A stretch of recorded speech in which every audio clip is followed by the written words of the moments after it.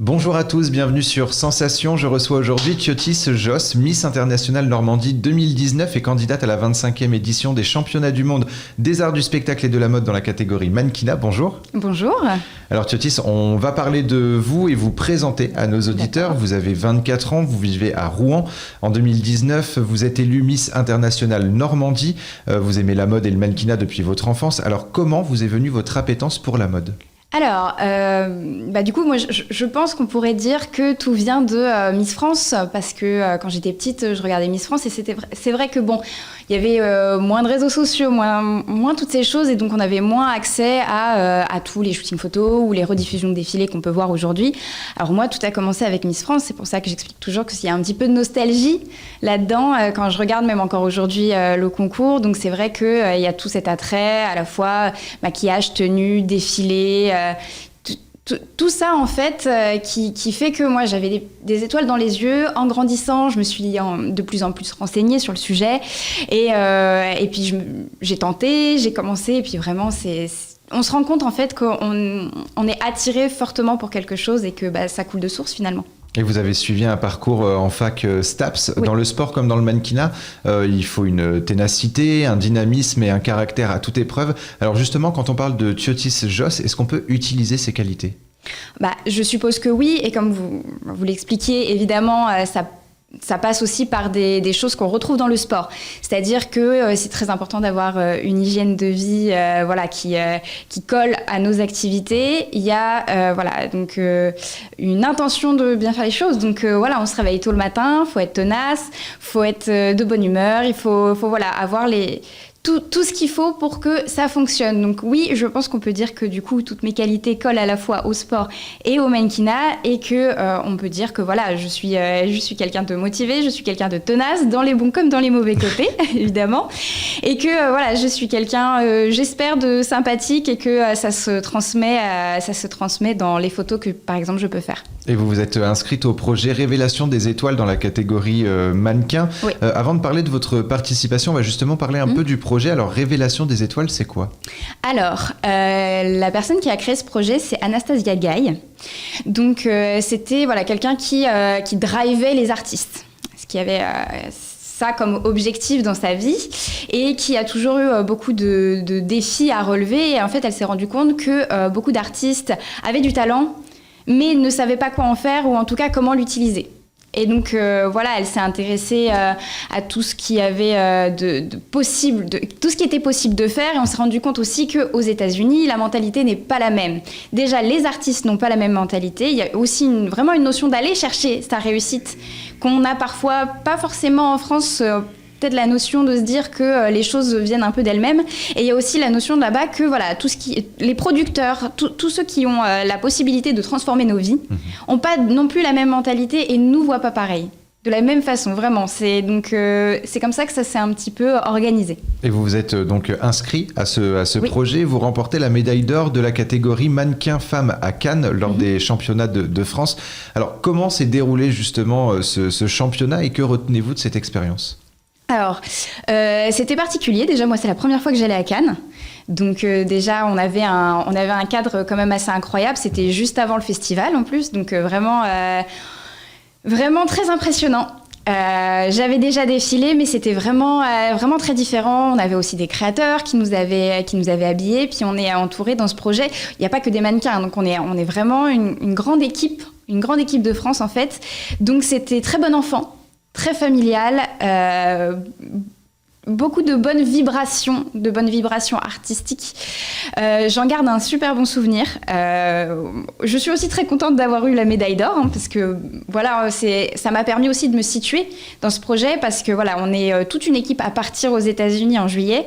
Et moi j'ai gagné la médaille d'or. Ça veut dire que je suis le meilleur espoir français pour cette compétition aux États-Unis. Ça me permet de me situer, ça me permet d'organiser ma future compétition. Est-ce que c'est justement un petit peu, vu que vous êtes fan du concours Miss France, est-ce que c'est un petit peu justement votre fierté, votre mini concours Miss France à vous, cette médaille d'or? Alors non, je dirais pas ça parce qu'on est vraiment sur quelque chose de très différent de Miss France. Moi, par exemple, Miss France, c'est vraiment quelque chose que j'aime beaucoup, mais où je changerais beaucoup de choses si ça ne tenait qu'à moi. Là, on est vraiment sur quelque chose de différent, c'est-à-dire que oui, c'est quelque chose de moins connu, on n'est pas forcément très habitué à avoir ce genre de concours, mais en même temps, il y a des valeurs qui sont finalement un petit peu plus intéressantes. Alors oui, on va avoir des gens qui sont plus petits, comme moi par exemple, mais par exemple la personne qui a gagné la médaille d'argent, c'est une personne qui est autour des 50 ans par exemple. Donc vraiment, on est sur des profils très larges, et ça, c'est vraiment des valeurs qu'on a envie de faire monter. Alors justement, vous êtes un petit peu différente des nombreuses Miss et même des célèbres mannequins. Vous mesurez seulement, entre guillemets, 1m64. Je dis seulement car dans le monde des Miss, par exemple, il y a une taille minimum à respecter. Malgré ça, est-ce que vous êtes fière d'avoir pu ouvrir justement les portes du mannequinat ? Alors, ouvrir les portes du mannequinat, c'est un grand mot parce qu'elles ne sont pas encore ouvertes. Moi, je parle de plafond de verre. Pour les personnes comme moi qui sortent un petit peu des codes et qui ont envie vraiment de pénétrer ce milieu. Et en tout cas, en France, c'est assez compliqué aujourd'hui. Moi, je suis persuadée qu'on peut y arriver. Ça commence déjà à avancer de toute façon. Pas suffisamment vite et surtout pas suffisamment vite par rapport à d'autres pays. Maintenant, est-ce que je suis fière d'essayer ? Au moins, oui, c'est sûr, d'être allée au moins jusque là où j'en suis aujourd'hui, évidemment. Et j'espère que ça va continuer. Et non, je ne suis pas une grande perche qui rentre dans du 32, pas du tout. Et j'espère que ça n'empêchera pas de fonctionner, évidemment. On peut dire que c'est, en tout cas quand on vous entend parler, on sent qu'il y a une persévérance justement et un souhait finalement de casser justement ces codes qu'on connaît un peu trop en France. Oui, une vraie volonté de casser ces codes. J'espère vraiment, vraiment, vraiment qu'on va avancer sur ce sujet. Et de toute façon, oui, une persévérance est un petit peu obligatoire dans ce milieu parce que même quand on fait toutes les mensurations standards, je dirais, faut s'habituer à se prendre des bûches et des refus et des noms et voilà. Alors c'est une question un petit peu personnelle mais qui a son importance. On l'aura compris, vous avez en tout cas un petit peu répondu à la question. Est-ce que c'est essentiel aujourd'hui que les concours de beauté en France par exemple revoient leurs critères finalement, qu'ils ne se basent plus sur la taille ou le poids des femmes ? Oui, je suis convaincue qu'il faut changer ça. Maintenant, c'est vrai que je pense qu'il faut discuter de tout. C'est-à-dire que si on reprend les critères, par exemple, dans les concours de Miss, il n'y a pas que... Alors, normalement, il n'y a pas de critères de poids.